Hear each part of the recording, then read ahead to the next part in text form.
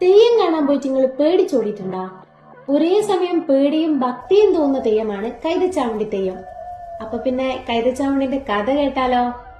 ഉത്തര മലബാറിലെ തെയ്യക്കാലങ്ങളിൽ കാണപ്പെടുന്ന ഉഗ്രമൂർത്തിയായ ദേവീ സങ്കല്പമാണ് കൈതച്ചാമുണ്ടി. പണ്ട് ചണ്ടനും മുണ്ടനും എന്ന അസുരന്മാർ കഠിന തപസ് ചെയ്ത് ബ്രഹ്മാവിൽ നിന്നും ഒരു വരം നേടുകയുണ്ടായി. ആണിനാലോ പെണ്ണിനാലോ തങ്ങളെ വധിക്കാൻ കഴിയരുത് എന്നതായിരുന്നു ആ വരം. ഈ വരത്തിന്റെ ബലത്തിൽ അവർ 3 ലോകങ്ങളെയും വിറപ്പിക്കാനും ദേവന്മാരെയും മനുഷ്യന്മാരെയും ഉപദ്രവിക്കാൻ വരെ തുടങ്ങി. അസുരന്മാരുടെ ശല്യം സഹിക്കാതെ വന്നപ്പോ ദേവന്മാർ പരാശക്തിയിൽ അഭയം പ്രാപിച്ചു. തുടർന്ന് ദേവി ഭദ്രകാളിയായി അവതരിച്ചു. ആണിനും പെണ്ണിനും വധിക്കാൻ കഴിയില്ലെന്ന വരമുള്ളതിനാൽ ദേവി അത് രണ്ടും അല്ലാത്ത സവിശേഷമായ ഒരു രൂപം ധരിച്ചാണത്രേ അസുരന്മാരെ നേരിട്ടത്. ദേവിയുടെ ഉഗ്രരൂപം കണ്ട് ഭയന്ന അസുരന്മാർ ജീവനും കൊണ്ടോടി.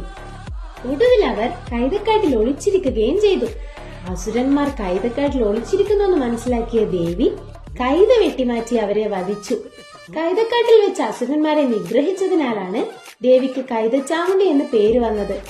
തെയ്യം ഉറഞ്ഞു തുള്ളിക്കൊണ്ട് കൈത വെട്ടാൻ പോകുന്നു.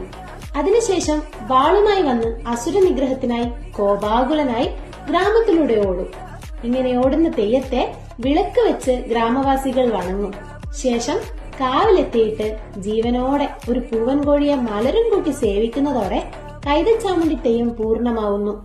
ദുഷ്ടശക്തികളെ പരാജയപ്പെടുത്തി ഭക്തരെ സംരക്ഷിക്കുന്ന ദൈവമാണ് കൈതച്ചാമുണ്ടി.